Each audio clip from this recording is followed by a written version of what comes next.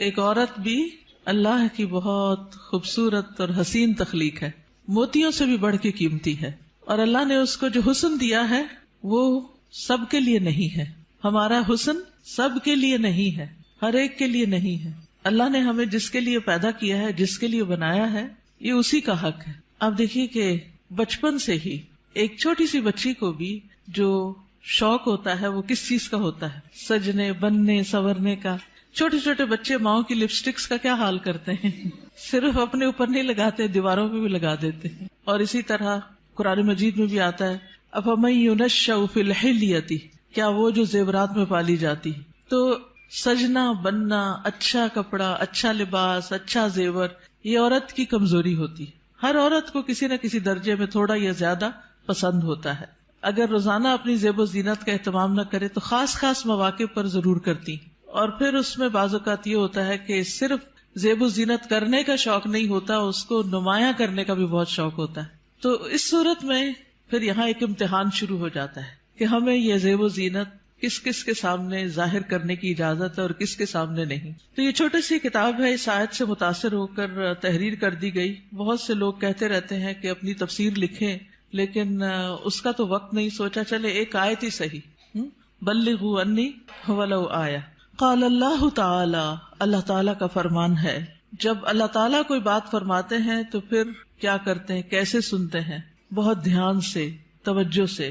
وقل للمؤمنات، اور مومن عورتوں سے کہہ دیجئے کیا کریں؟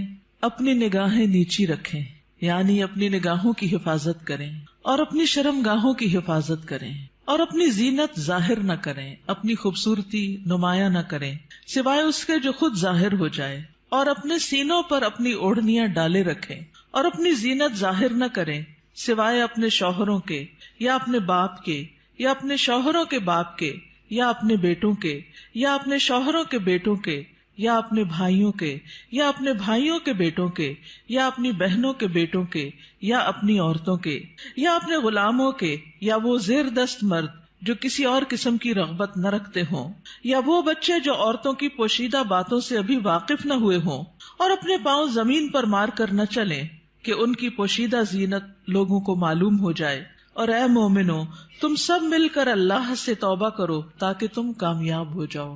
یعنی اس حکم کی کہیں نہ کہیں جو خلاف ورزی ہوتی ہے اس پر توبہ کرو تاکہ کامیاب ہو سکو.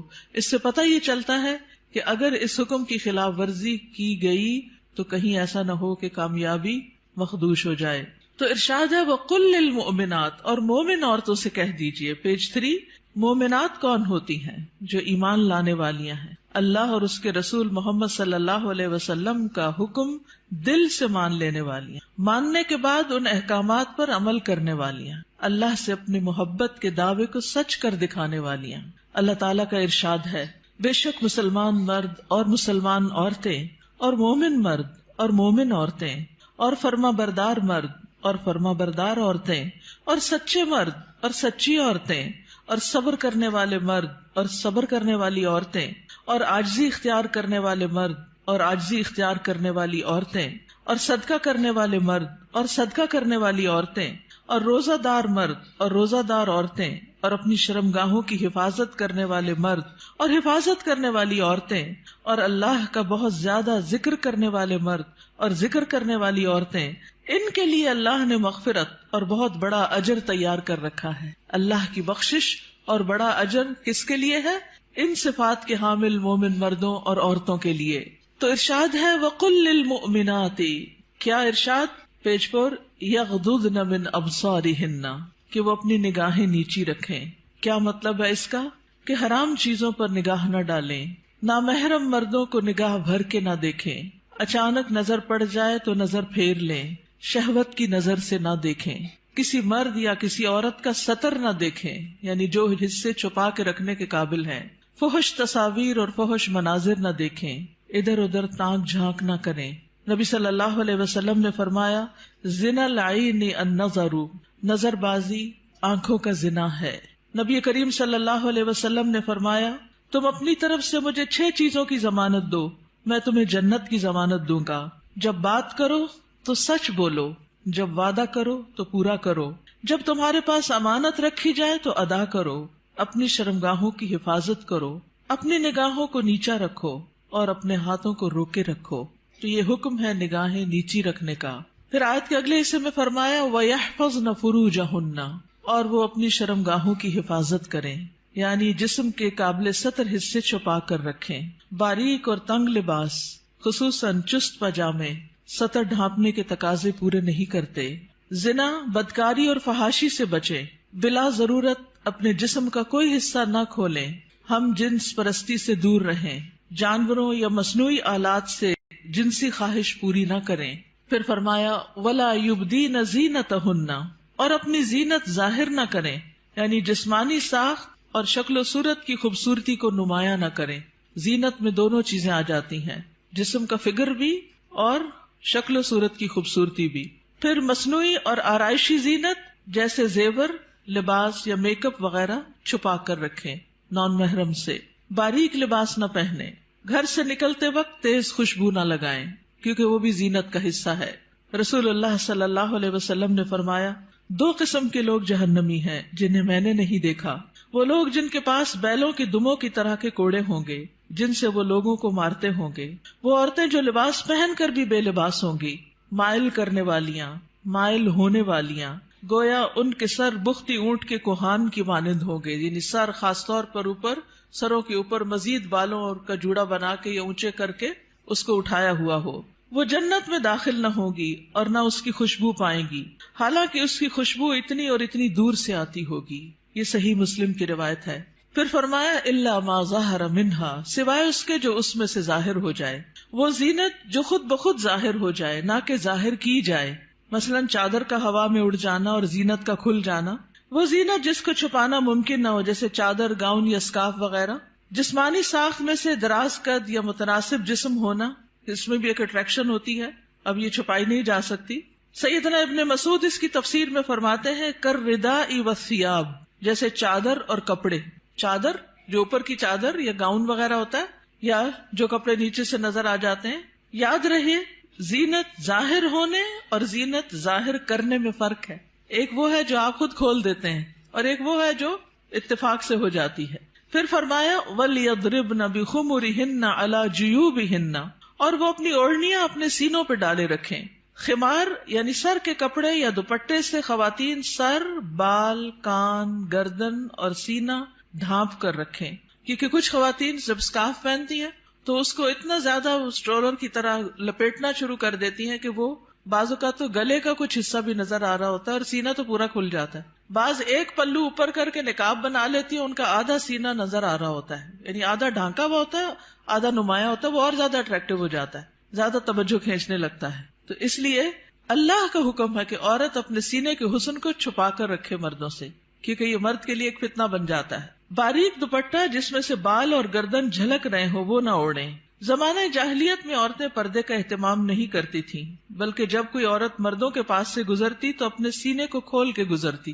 بسا اوقات وہ اپنی گردن، بالوں کی مینڈیاں اور کانوں کی بالیاں تک ننگا کر لیتی تھی. کیا کیا؟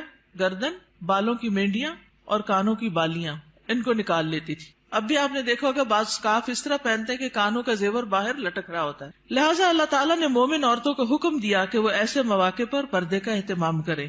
سیدہ عائشہ فرمایا کرتی تھی جب یہ آیت نازل ہوئی وَلْيَضْرِبْنَ بِخُمُرِهِنَّ عَلَى جُيُوبِهِنَّ، تو ان سب نے اپنے تہ بندوں کو کناروں سے پھاڑ کر ان کی اوڑھنیاں بنا لی. یعنی جو نیچے تہ بند ہوتا ہے نا، جو نیچے پہنتے ہیں شلوار کی طرح، تو انہوں نے کیا کیا کہ اور اگر کپڑا نہیں ملا سر کا اس طرح چادر بنانے والا تو انہوں نے انہی کو ہی ذرا صحیح کر کے، یعنی اس کے کنارے وغیرہ کاٹ کے اس کو چادر کی شکل دے دی.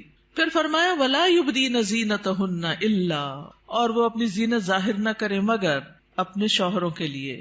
آگے آ رہا ہے پسندیدہ اور مطلوب ہے کہ شوہر کے سامنے ہر طرح کی زینت کا اظہار کریں، سارا شوق یہاں پورا کریں. ٹھیک ہے، عورت اپنے شوہر کے سامنے حد درجہ اظہار زینت کر سکتی، جتنی کرنا چاہے کریں، جو کہ کسی دوسرے کے سامنے نہیں کر سکتی. یا اپنے باپوں کے لیے، باپوں میں کون کون آتا ہے؟ باپ، دادا، پردادا، نانا، پرنانا، اوپر تک آبا و اجداد جو بھی ہوں. رسول اللہ صلی اللہ علیہ وسلم نے ایک نیک عورت کے بارے میں فرمایا بہترین عورت وہ ہے کہ جب تم اسے دیکھو تو تمہیں خوش کر دے. تو شوہر کس طرح خوش ہوگا جب آپ اچھے کپڑے پہنیں گے، اچھا لباس کے ساتھ اچھا زیب و زینت، زیور، میک اپ وغیرہ میں ہوں گے. لیکن بہت سی خواتین گھر میں تو کھانا پکاتے پکاتے کپڑوں میں اس قدر کھانے کی اسمیل آ جاتی ہے اور کچن میں پسینے سے برا حال ہو جاتا ہے، اور پھر جب شوہر گھر آتا ہے تو اسی حال میں استقبال کرتی، اور پھر جب شوہر کو کھانا وغیرہ دے کے فارغ ہو کے جب اپنی سہیلی یا کہ بازار جانا ہوتا ہے تو نہا دھو کے میک اپ وغیرہ کر کے نکل جاتی ہے، کیونکہ اب شوہر آ گیا گھر میں، وہ بچے سنبھالے گا، ہم ذرا آؤٹنگ پہ جائیں. تو یہ بالکل الٹ ہے اس حکم کے جو ہمیں دیا گیا. فرمایا بہترین عورت وہ ہے کہ جب تم اسے دیکھو تو تمہیں خوش کر دے، جب تم اسے کوئی حکم دو تو تمہاری اطاعت کرے، اور تمہاری غیر موجودگی میں اپنے نفس اور تمہارے مال کی حفاظت کرے. یا اپنے شوہروں کے باپ کے لیے، شوہر کا باپ جیسے سسر، شوہر کا نانا، شوہر کا دادا، شوہر کا پرنانا، شوہر کا پردادا، اوپر تک آباء و اجداد. یا اپنے بیٹوں کے لیے، بیٹوں میں بیٹے، پوتے، پڑپوتے، نواسے، پڑنواسے، نیچے تک سب آ جاتے ہیں. یا اپنے شوہروں کے بیٹوں کے لیے، شوہر کے پوتے، شوہر کے نواسے، نیچے تک یعنی ستیلے بیٹے بھی، اس میں شوہر کے بیٹے اور ان کے آگے بچوں کے بچے بھی سب آ جاتے ہیں. یا اپنے بھائیوں کے لیے، سگے بھائی، ستیلے بھائی، رضائی بھائی، تینوں اس میں شامل ہیں. یا اپنے بھائیوں کے بیٹوں کے لیے، سگے بھائیوں کی اولاد، ستیلے بھائیوں کی اولاد، رضائی بھائیوں کی اولاد یعنی بھتیجے، بھتیجوں کے بیٹے، پوتے وغیرہ. یا اپنی بہنوں کے بیٹوں کے لیے، سگی بہنوں کی اولاد، ستیلی بہنوں کی اولاد، رضائی بہنوں کی اولاد یعنی بھانجے، بھانجوں کے بیٹے، پوتے وغیرہ. یا اپنی عورتوں کے لیے، قابل اعتماد اور باکردار عورتیں.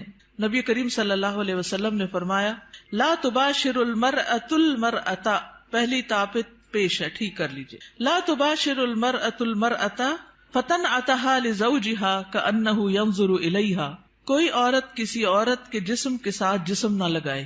بعض اوقات لوگ حق کر رہی ہوتی ہیں لڑکیاں ایک دوسرے کو تو اتنا زیادہ چپک جاتی ہیں ایک دوسرے سے، یہ بھی درست نہیں. اور پھر اس طرح بھی کہ وہ اپنے شوہر سے اس کا حلیہ بیان کرے، یعنی جس طرح وہ فیل کرے اس عورت کو، پھر گھر جا کے اپنے میاں کو اس کی ساری تعریف کر کے بتائے کہ گویا وہ اسے دیکھ رہا ہے. یا تمہارے دائیں ہاتھ جن کے مالک ہوئے، لونڈیاں اور غلام مراد ہیں یہاں، لیکن جو گھریلو ملازمین ہیں یہ لونڈی غلام میں شامل نہیں ہوتے، ان سے احتیاط برتنی چاہیے.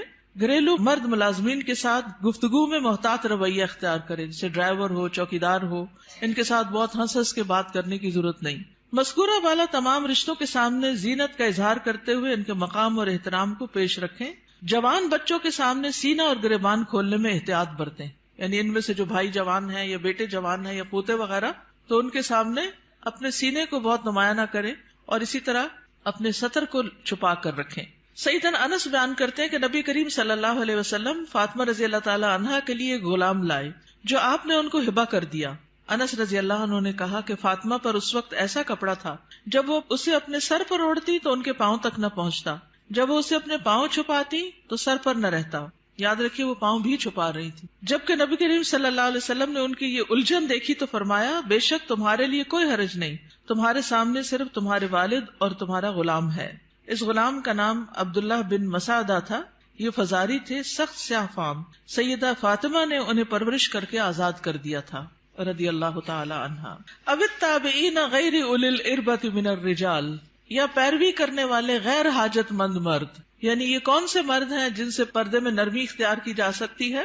نکاح کی حاجت نہ رکھنے والا. بعض ہوتے ہیں نا بچپن سے خاندانوں کے ساتھ لگ جاتے ہیں اور وہ پوری زندگی ایک بچوں کی طرح ہی ساتھ ہوتے ہیں، اور پھر بڑھاپے کی عمر میں ان کا کوئی اور ٹھکانہ نہیں ہوتا، تو وہ یعنی کہ گھروں میں اگر ہوتے ہیں ان کو گھر کی جو لڑکیاں ہیں وہ اپنی بیٹیوں کی طرح ہی ہوتی ہیں، اور ویسے بھی انہیں شادی کا کوئی شوق نہیں ہوتا. عورتوں سے رغبت نہ رکھنے والا، بدھو قسم کا، بے وقوف بدھو جس میں شہوت نہ ہو، بالکل بوڑھا.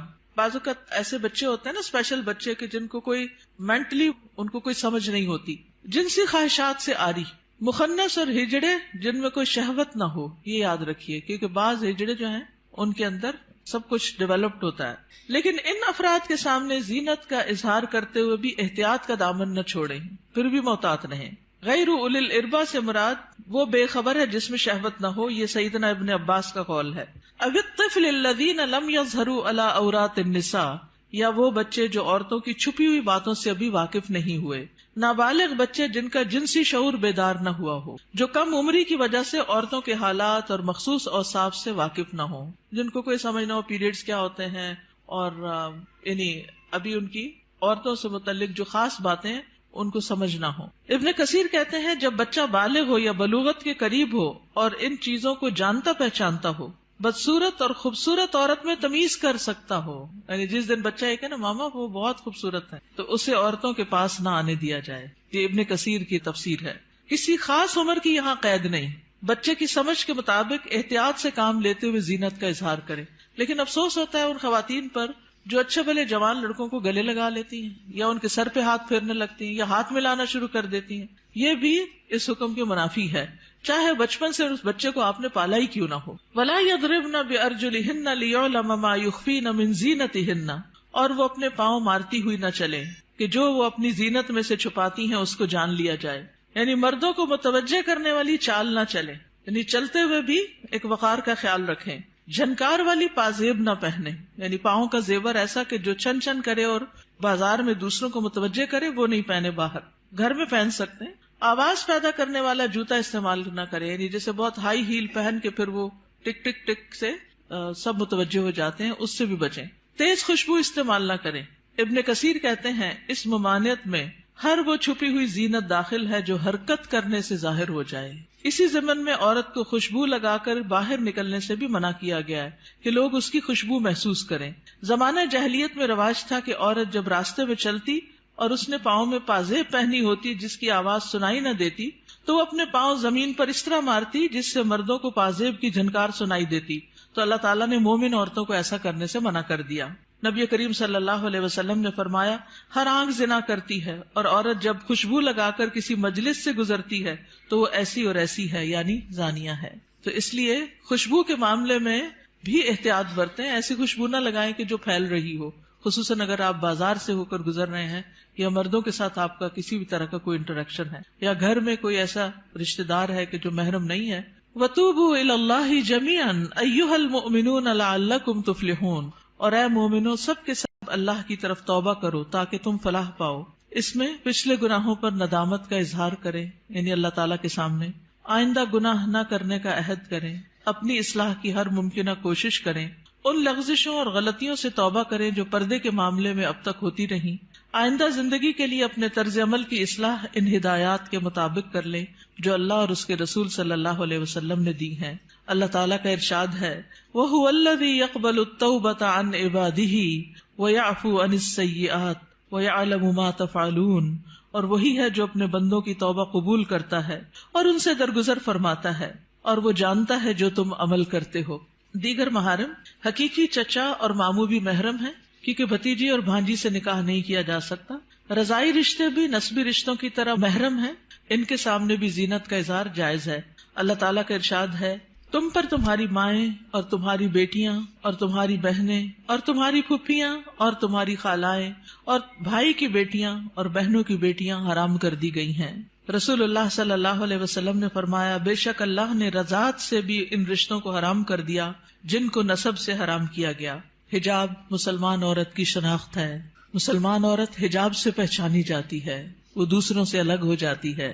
اللہ تعالیٰ کا ارشاد ہے اے نبی اپنی بیویوں اور بیٹیوں اور مومن عورتوں سے کہہ دیجئے، بیویاں بیٹیاں اور مومن عورتیں سب کی سب وہ اپنے چادروں کے پلو اپنے اوپر لٹکا لیا کریں. اس طرح زیادہ توقع ہے کہ وہ پہچان لی جائیں، یعنی حجاب کی وجہ سے پہچان لی جائیں، نہ کہ حجاب اتار کے پہچان لی جائیں. حجاب اتار کے تو ایک عورت عام عورت کی طرح ہی لگے گی نا. تو ایذا نہ دی جائیں، اور اللہ بہت بخشنے والا بے حد رحم کرنے والا ہے. یہ ایذا کون سی ہے؟ سیکشل ہراسمنٹ، کہ جب عورت کسی مرد کو اٹریکٹ کرتی ہے تو پھر وہ اس کے پیچھے آتا ہے اور اس کو نقصان دینا چاہتا ہے. مردوں سے بھی خطاب کیا گیا. نظر اور شرمگاہ کی حفاظت کا حکم صرف عورتوں کے لیے نہیں بلکہ مردوں کے لیے بھی ہے. اللہ تعالیٰ کا ارشاد ہے مومن مردوں سے کہہ دیجئے اپنی نگاہیں نیچی رکھیں اور اپنی شرمگاہوں کی حفاظت کریں، یہ ان کے لیے پاکیزہ تر ہے. بے شک اللہ خبر رکھنے والا ہے اس کی جو وہ کرتے ہیں. یعنی اللہ سبحانہ وتعالیٰ کو سب پتا ہے کہ وہ نگاہیں نیچی رکھتے ہیں یا نہیں رکھتے. سیدنا جریر بن عبداللہ سے روایت ہے، وہ کہتے ہیں میں نے رسول اللہ صلی اللہ علیہ وسلم سے اچانک نظر پڑ جانے کے بارے میں سوال کیا تو آپ صلی اللہ علیہ وسلم نے مجھے حکم دیا کہ میں اپنی نظر پھیر لوں، یعنی اگر کسی عورت پر نظر پڑ جائے تو پھر اس کو دوسری طرف پھیر لوں. نظر کی حفاظت دراصل شرمگاہ کی حفاظت ہے. جس نے اپنی نظر کو آزاد چھوڑ دیا اس نے اسے ہلاکت کے گڑھے میں ڈال دیا، اور نظر ہی عام حادثات کی اصل ہے جو انسان کو پہنچتے ہیں۔ یہ ابن القیم کا قول ہے۔ نگاہ نیچی رکھنے کے فوائد کیا ہیں؟ یہ بھی ابن القیم کا قول ہے محبت کی حقیقت اور اس کے تقاضے کتاب میں۔ دل شہوت سے رک جاتا ہے، دل میں نور پیدا ہو جاتا ہے، علم کے راستے کو شادہ ہو جاتے ہیں، دل کو فرحت و خوشی حاصل ہوتی ہے، عقل قوی اور مضبوط ہوتی ہے، دل غم و حسرت سے خلاصی پا لیتا ہے، انسان کی عقل و فراست بڑھتی ہے، دل کو قوت و شجاعت حاصل ہوتی ہے۔ نگاہ جھکانا جہنم کا دروازہ بند کرنے کا سبب ہے، غفلت کے پردے ہٹتے ہیں۔ رسول اللہ صلی اللہ علیہ وسلم نے دعا بھی سکھائی، سنن نبی داؤد میں آتی ہے، اللہم انی اعوذ بک من شر سمعی ومن شر بصری ومن شر لسانی ومن شر قلبی ومن شر منی۔ اے اللہ، بے شک میں اپنی سماعت کے شر سے، اپنی بصارت کے شر سے، اپنی زبان کے شر سے، اپنے دل کے شر سے اور اپنی شرمگاہ کے شر سے تیری پناہ چاہتا ہوں۔ اپنا جائزہ لیجئے، کیا یہ احکامات میرے لیے ہیں اور کیا ان پر عمل کرنا ضروری ہے؟ کیا میں اپنی نگاہوں اور سطر کی حفاظت کر رہی ہوں؟ کیا میں اپنے خمار یا دوپٹے کو اپنے سینے پر ڈالتی ہوں؟ کیا میں اپنی زینت کو چھپانے کا اہتمام کرتی ہوں؟ یاد رکھیے، ہمارا معاملہ کسی انسان کے ساتھ نہیں، رب العالمین کے ساتھ ہے، جو علم بھی رکھتا ہے اور ہر چیز کے بارے میں باخبر بھی ہے۔ نظر کے بارے میں کچھ اشعار ہیں، کل حوادث مبدأها من النظر، تمام حوادث کی ابتدا نظر سے ہوتی ہے۔ یعنی جو عشق و عاشقی کے سلسلے چل پڑتے ہیں اور انسانوں کو بعض اوقات انتہائی بیمار کر دیتے ہیں کہ وہ کسی قابل نہیں رہتے، اس کی ابتدا نظر سے ہی ہوتی ہے۔ وَمُعْظَمُ النَّارِ مُسْتَصْغَرُ الشَّرَرِ، اور چھوٹی چنگاری سے بھی زبردست آگ بھڑک اٹھتی ہے۔ نَظَرٌ فَابْتِسَامَةٌ فَسَلَامٌ، پہلے نظر، پھر مسکراہٹ، پھر سلام۔ فَكَلَامٌ فَمَوْعِدٌ فَلِقَاءٌ، پھر بات چیت، پھر ملاقات کا وعدہ، اور پھر اس کے بعد اللہ کے حکم کی نافرمانی میں انسان جا پڑتا ہے۔ اللہ سبحانہ وتعالی ہمیں ایمان عطا کرے، حیا عطا کرے اور اس حکم پر عمل کی توفیق عطا کرے۔ آخری صفحے پر ہے، رسول اللہ صلی اللہ علیہ وسلم نے فرمایا، حیا ایمان میں سے ہے اور ایمان جنت میں لے جاتا ہے، جبکہ بے حیائی کوڑا کرکٹ ہے اور کوڑا کرکٹ آگ میں جاتا ہے۔ یہ کتاب آپ کے لیے تحفہ ہے۔ کیوں تحفہ ہے؟ تاکہ ہم اس پر عمل کریں اور کیا کریں؟ آگے بھی پہنچائیں۔ صرف اپنے آپ کو بچانا کسی شر سے، کسی نقصان سے کافی نہیں۔ اس کا ایک محرک یہ بھی تھا، اس چھوٹے سے پمفلٹ کو لکھنے کا، کہ بہت دفعہ مجھے خود یہ سننے کو ملا، بتایا گیا کہ کہاں ہے قرآن میں پردے کا حکم۔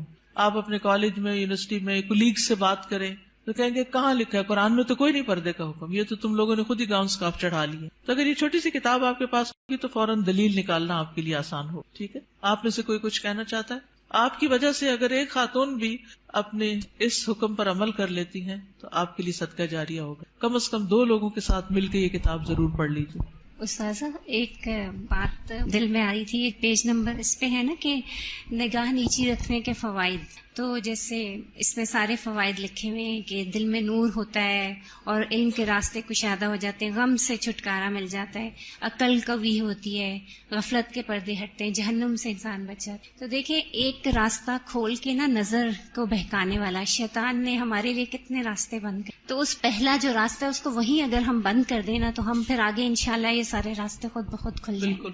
اور اس میں آپ دیکھیے کہ بہت سی ایسی خواتین کے مسائل، بہت سی لڑکیوں کے مسائل، اچھی بھلی سمجھدار لڑکیوں کے مسائل، اور خصوصاً اب موبائل کی وجہ سے اور ویڈیو چیٹنگ کی وجہ سے جو مسائل پیدا ہو رہے ہیں، اور تصویر کا اتنا فتنہ عام ہے کہ ہر چیز ہی کی تصویر بن بن کے شیئر کی جا رہی ہے، اس کی وجہ سے یہ مسائل اور بھی زیادہ بڑھ گئے ہیں۔ اور بعض اوقات انسان ایسے فساد میں جا پڑتا ہے کہ جو اس کی عقل پہ بھی پردہ ڈال دیتا ہے، پھر اس میں نہ اپنی عزت کی پرواہ ہوتی ہے، نہ ماں باپ کی، نہ کسی دین کی اور نہ کسی اور کی۔ تو اس لیے بہت ضروری ہے کہ اس چیز کو عام کیا جائے اور لڑکیوں کو اس فتنے سے بچایا جائے۔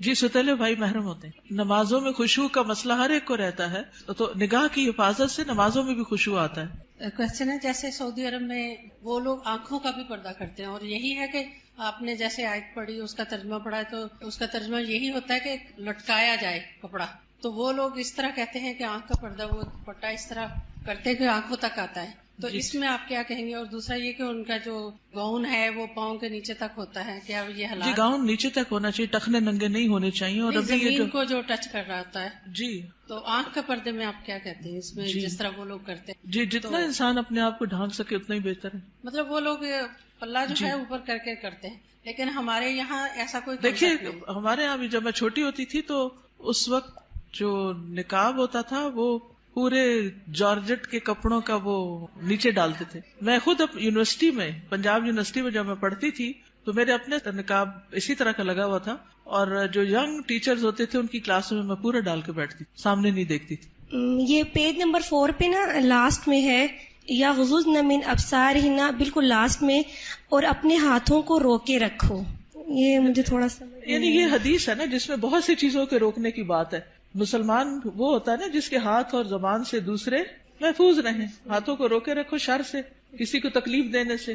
خاص طور پر عورتوں کو سوچنا چاہیے اس موقع پر. چلے آپ نے ہاتھ کا ذکر کر ہی دیا، وہ مائیں اللہ کو کیا حساب دیں گی جو بات بے بات پر اور شوہر سے بھی ناراضگی اور کسی اور کے ساتھ بھی جو انبن ساس کا بھی غصہ سارا بچوں پہ نکالتی، بات بات پہ بچوں کی پٹائی کرتی ہیں. آج ہی ایک بچی نے مجھے تقریباً 7 منٹ کا میسج بھیجا جس میں رو رو کے وہ ذکر کر رہی تھی کہ میں بچپن سے اپنی ماں سے کس طرح پٹتی آ رہی ہوں، کہ اگر اس کے ہاتھ میں ڈنڈا ہے تو اس نے ڈنڈا مار دیا، ہتھوڑی ہے تو ہتھوڑی مار دی، دیگچا ہے تو دیگچا مار دیا، اور چھوٹی موٹی گالیاں بھی نہیں. اگر ہم کسی وجہ سے اوپر چڑھ گئے تو کہا طوائف ہو تم بھی کوٹھے پہ بیٹھو گی. اور اس قدر غلیظ لینگویج کہ میں پریشان ہوگی سن کے کہ ہمارے مسلمان معاشرے میں ایسی مائیں بھی ہیں. تو یہ ہے ہاتھوں کو روکنے کا مطلب کہ جس پر ہاتھ چلانے کا بس چلتا ہو اس سے اپنے آپ کو روک کے رکھیں. چھوٹی چھوٹی باتوں میں بال کھینچ دینا، کان مروڑ دینا، ہاتھ مروڑ دینا، دھکا دے دینا، اٹھا کے پٹخا کے بچے کو پھینکنا، اس سب کا حساب دینا ہوگا. یہ ظلم کی بدترین قسم ہے اور اس سے پرہیز کرنا چاہیے. چلیے آج کے دن سیٹرڈے کو ہم فقہ القلوب پڑھتے ہیں، اور میرا بالکل دل نہیں چاہتا کہ ہم فقہ القلوب کو چھوڑ دیں، کیونکہ اس کتاب سے میں نے بہت کچھ سیکھا ہے اور یہ بہت زیادہ ایمان کو بڑھانے والی ہے. تو برکت کے لیے تھوڑا سا آپ سب کے ساتھ بھی شیئر کرتی ہوں تاکہ آپ بھی اس کو شروع کر لیں، کیونکہ فقہ القلوب جو ہے وہ قلب سے تعلق رکھتی ہے، اور جب تک قلب کی اصلاح نہ ہو تو باقی اعضاء کی ہو نہیں سکتی. پیج 719. کچھ لوگ پچھلے سال آپ میں سے ہمارے ساتھ فقہ القلوب میں شریک ہوتے تھے اور پھر وہ چلے گئے تو ان کا فقہ القلوب بھی چھوٹ گیا. تو میں چاہوں گی کہ وہ دوبارہ سے شروع کر لیں، اور جو ساتھ چلتے رہے وہ تقریباً 100 پیجز تو سال میں میرے خیال ہو ہی گئے ہیں. فَالْإِيمَانُ مَحَلُّهُ الْقَلْبُ، تو ایمان کا مقام دل ہے. وَإِذَا دَخَلَ فِيهِ جَاءَ بِكُلِّ خَيْرٍ، جب ایمان دل میں داخل ہو جاتا ہے تو ہر طرح کی خیر لے آتا ہے، پھر خیر پھوٹ پڑتی ہے. وَإِذَا لَمْ يَدْخُلِ الْإِيمَانُ فِي الْقَلْبِ، اور جب ایمان دل میں داخل نہیں ہوتا فَلَا فَائِدَةَ مِنَ الْعَمَلِ مَعَهُ، تو کوئی فائدہ نہیں ہوتا اس کے ساتھ عمل کرنے کا. جب تک ایمان دل میں نہیں، عمل بے فائدہ ہے، اوپر اوپر کے کیے ہوئے کام بیکار ہیں. فَالْمُنَافِقُونَ كَانَ إِيمَانُهُمْ بِأَلْسِنَتِهِمْ فَلَمْ يَنْفَعْهُمْ، جیسے منافق تھے تو ان کا ایمان ان کی زبانوں پر تھا تو ان کو اس ایمان نے کچھ فائدہ نہ دیا. وَكَانُوا يُصَلُّونَ مَعَ الْمُسْلِمِينَ، وہ مسلمانوں کے ساتھ نماز پڑھتے تھے. فَلَمْ يَنْفَعْهُمْ ذَلِكَ، تو اس نماز نے ان کو کوئی فائدہ نہیں دیا.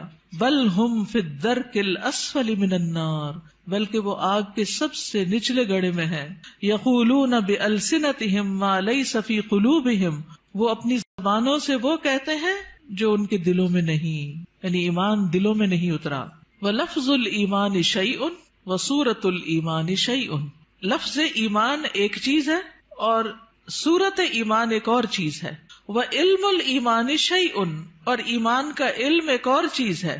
تو لفظ، صورت اور علم تینوں الگ الگ ہیں، لیکن حقیقت الایمان شیء اعظم من ھذا کلہ، لیکن حقیقت الایمان ان سب سے بڑی چیز ہے. وکل شیء یصنع فی مکان ومکان تجریبہ فی مکان آخر کالسیارہ والقلم ونحوہما، ہر چیز بنائی جاتی ہے ایک جگہ پر، یعنی ایک پین کی فیکٹری ہے، ایک کار کی فیکٹری ہے.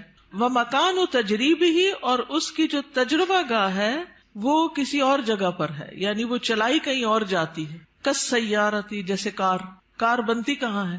کار فیکٹری میں، اور چلتی کہاں ہے؟ سڑک پر. قلم بنتا کہاں ہے؟ فیکٹری میں. اور چلتا کہاں ہے؟ کاغذ پر. وَنَحْوِهِمَا، اور اسی طرح. وَكَذَلِكَ عِلْمُ الْإِيمَانِ لَهُ مَكَانٌ، اسی طرح ایمان کے علم کی بھی ایک جگہ ہے.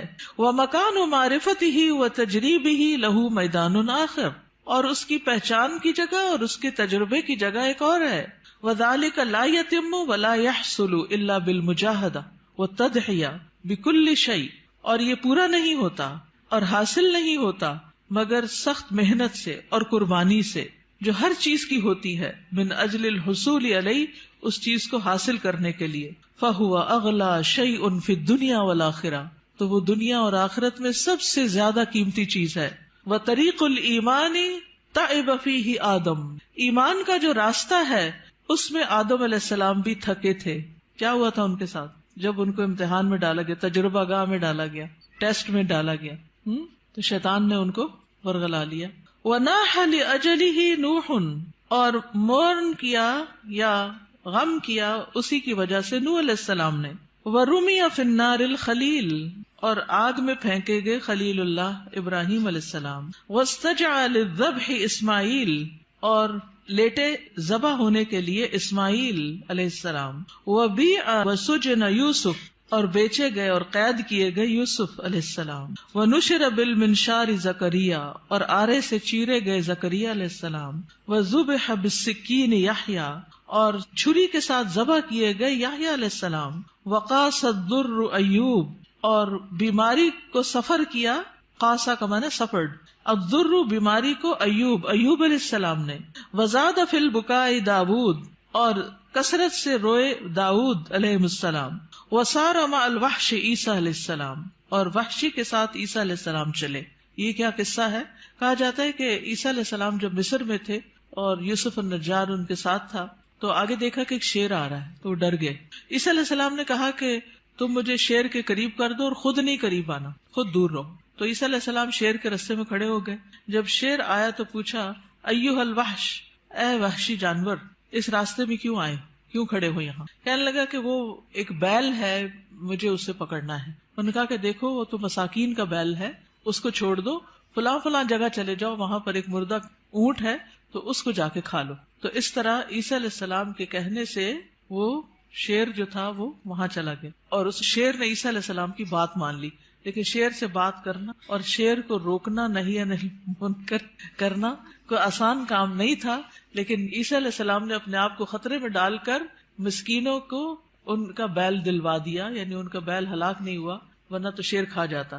تو یہ اسرائیلیات میں سے ہے یہ واقعہ. اس کی صداقت تو اللہ ہی کو معلوم ہے، لیکن ہمیں حدثوا عن بنی اسرائیل ولا حرج کے تحت بیان کر دیا گیا ہے. وعالج الفقر والاذى محمد صلی اللہ علیہ وسلم، اور فقر اور اذیتوں سے، بیماریوں سے، تکلیفوں سے محمد صلی اللہ علیہ وسلم نے ڈیل کیا. عالجہ کا مطلب تھا ڈیل کرنا، ہی ڈیلٹ ود. وہؤلاء ہم شموس التوحید والایمان، اور یہ لوگ توحید اور ایمان کے سورج ہیں، شمس کی جمع. ونجوم الہدا، اور ہدایت کے ستارے. وجبال الصبر والیقین، اور صبر اور یقین کے پہاڑ. فالایمان اصل الدین وقاعدتہ، تو ایمان دین کی اصل ہے اور اس کا قاعدہ ہے. التی یبنى علیہ البناء، جس پر عمارت کی بنیاد رکھی جاتی ہے. فہو بمنزلۃ تسویۃ الارض وسقیھا، اور وہ زمین کو ہموار کرنے اور اسے سیراب کرنے کے برابر ہے. اما الامور الباقیۃ فی الدین، اور جہاں تک دین کے باقی امور کا تعلق ہے، فہی بمنزلۃ الاشجار والحبوب، تو ان کا مقام درختوں اور دانوں کی طرح ہے. التی یمکن زرعها وغرسها فی هذه الارض، جن کو اس زمین میں اگایا اور بویا جا سکتا ہے.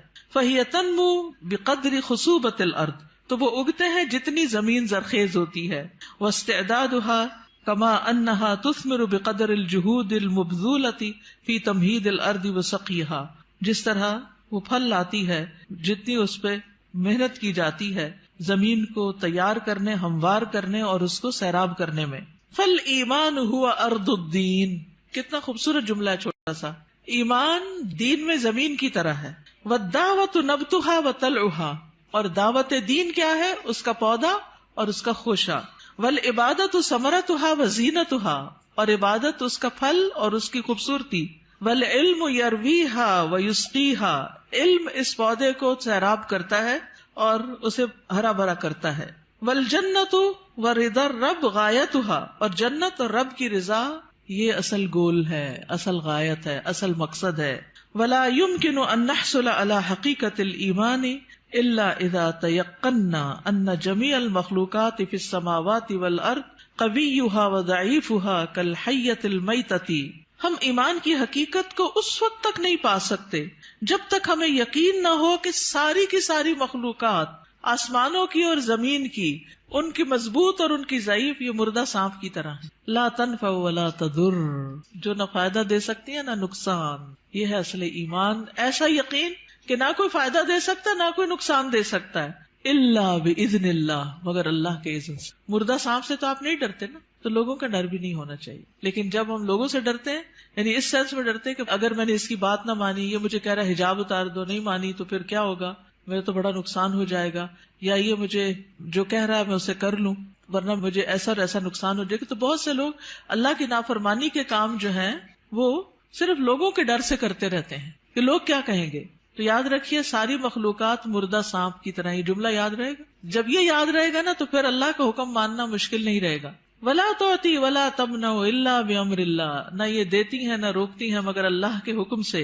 وان کل شیء بید اللہ، اور یہ کہ ہر چیز اللہ کے ہاتھ میں ہے. وان ما سوى اللہ لیس بیدہ شیء، اور اللہ کے علاوہ جو بھی ہے اس کے ہاتھ میں کچھ نہیں. کما قال سبحانہ، جیسا کہ اللہ تعالیٰ کا فرمان ہے، الا لہ الخلق والامر تبارک اللہ رب العالمین. خبردار، اللہ ہی کی ہے مخلوق اور حکم بھی اللہ ہی کا ہے، بہت بابرکت ہے اللہ جو رب ہے سارے جہانوں کا. میں یہ ضرور چاہوں گی کہ آپ اس کتاب کو پڑھیں. اگر آپ کہنے کہ اس کانوکیشن کی کوئی نصیحت ہمیں کر دیں تو میں یہی کہوں گی کہ فقہ القلوب کو شروع سے پڑھنا شروع کر دیں، تو ساری نصیحتیں آپ کو مل جائیں گی. اور یہ دراصل ایمان کو مضبوط کرنے والی کتاب ہے. کیا ہے؟ اور اگر ایمان مضبوط ہو جائے تو کیا ہوتا ہے؟ عمل آسان ہو جاتا ہے، انسان مضبوط ہو جاتا ہے. اور اس میں آپ دیکھیے یہاں پر اگلی جو بات ہے بڑی دلچسپ ہے. وہ کہتے ہیں کہ ایمان کی جو قوت ہے نا وہ دل میں ظاہر ہوتی ہے جیسے ایک بندوق کی گولی ہوتی. تو جب وہ اپنی اصل جگہ پر آ جاتی ہے تو پھر اس سے بہت کچھ ہوتا ہے.